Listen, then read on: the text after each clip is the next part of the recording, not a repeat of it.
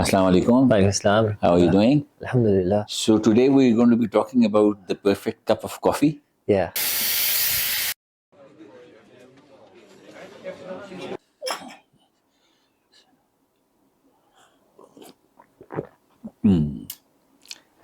Does that coffee taste good? Excellent. Excellent. Since the name of our channel is Life and Business, Yeah. the last few videos were probably a little on the serious side. Yeah. So we thought let's alternate that with the perfect cup of coffee. Yeah. And the cup of coffee sits right in the center of life and business. Yeah. It's critical for life Yeah. and it's critical for doing business. Yeah.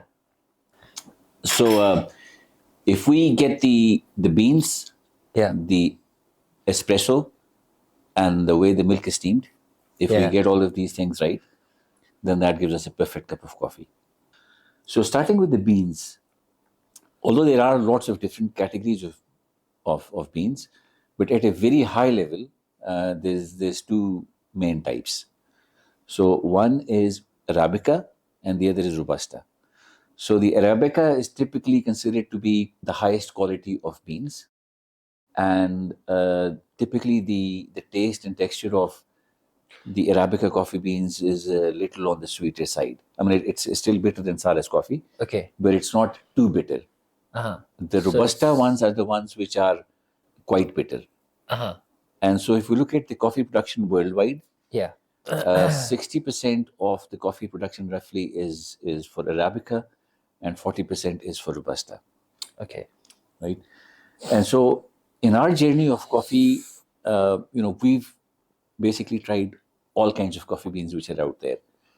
All the international brands, all the local brands, whatever was out there, we went through each and every one of them.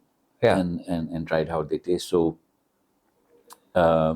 since we're not sponsoring any kind of coffee, Yes. we will not be naming any coffees. But what is important is to make sure that whichever coffee you buy, just make sure it is relatively fresh. Okay, so the production date ideally should be within a couple of months from today. It shouldn't be going back 6 months or a year, because all the expiry date of coffee still sometimes is a year, more than a year. Yeah. But you want to get relatively fresh Yeah. fresh beans. Yeah. So it's gonna taste better and smell better. And Absolutely. So it the aroma and the taste Uh-huh. of Yeah. it is retained. And then you could go for either pure Arabica or a mix of Arabica and Robusta. We've tried both of them.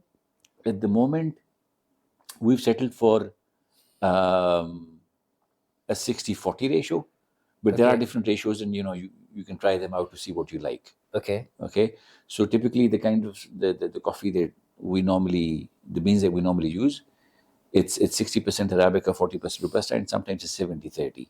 So it's Okay. more Arabica and less Robusta. So that gives it gives a very balanced taste in terms of it gives you that bitterness that you're looking for in the coffee, but it's also gives you that sort of sweetness that people would like to see in their coffees. So that's on the bean side. All right. Okay, we are using an Italian coffee right now.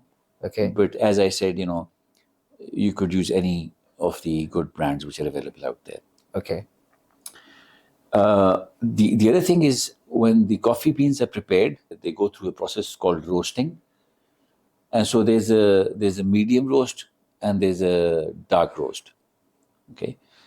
And again, just like you can combine Arabica and Robusta in terms of beans, you could also do a combination of a medium roasted and a dark roasted coffee. I am inclined to go towards the dark roast, but remember, the dark roast has a slightly smaller lifetime, right? Okay. Although it is stronger in aroma and it is richer, Okay. but then And I read somewhere a little bit more chocolatey, yeah. maybe. Sorry. A little bit more chocolatey, maybe. The Yeah. taste. Yes. Possibly. Some people have. Most people say that it is a little on the sweeter side. Okay. When we get down to preparing coffee, then the next phase is, to get an espresso shot out of the coffee. Yeah. So it's also called dialing an espresso shot. I don't know why it's called dialing. Maybe, in the old days there was, because you sort of move the puck. Yeah. So maybe it's like a dial. Uh-huh. Or maybe dial is just a way of saying there's the number of different settings Uh-huh. or parameters of coffee that you need to be aware of.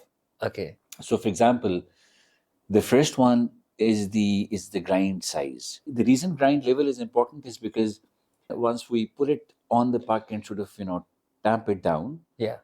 we want to make sure that we can squeeze the most coffee out of it. Uh-huh. So if the granules are bigger, Yeah. then it's going to be challenging to to get the right coffee out of it.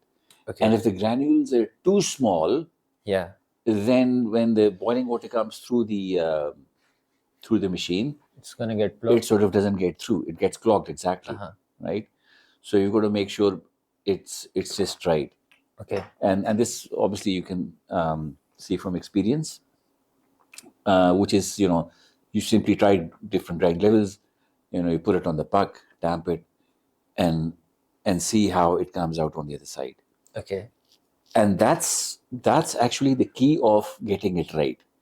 So if you were to put some coffee on the puck and switch on the machine, if the coffee comes out on the other side sort of almost instantly in a slightly watery format, Yeah. that means it's not being compressed enough, or you haven't got the Grind size. grind size correct. Okay. Right. So you'll have to increase the granularity, or let's say decrease the grain size Okay.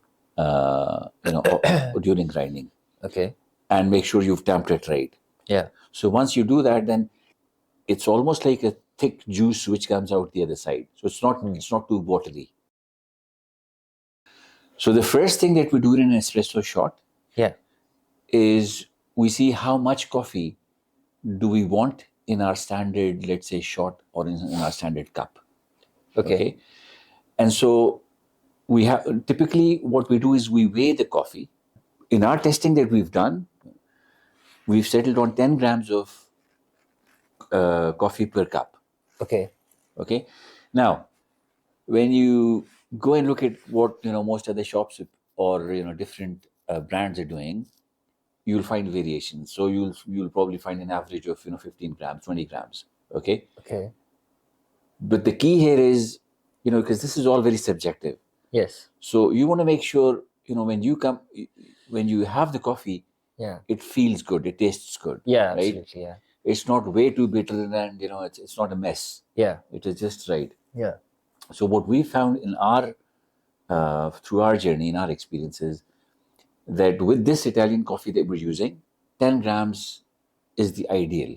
Because if we go beyond 10 grams, it gets too bitter. Uh-huh. If you drop it less than 10 grams, then it doesn't feel like real coffee. Okay. Yes. Okay. So once you've got the espresso, so if somebody wants to just have the espresso, then that's the end of the coffee preparation, and your espresso shot is ready. Okay. And then of course the last part is steaming the milk, and you want to make sure typically this is whole milk. In terms of steaming, there's actually a process of doing it, how you hold the container, and because you want to make sure that there's a swirling motion which happens, and you get just the right amount of cream and steam that you want to put on the coffee. Yes. And there's enough videos out there so people can look at it. But the good thing is once you've gone through that, it's very rewarding. Most people who've tried this coffee have given us very good feedback. Yes. For me, at least, it's an acquired taste later on in life. Okay. But I really enjoy it. I think it's something really, at least it feels really good for your health.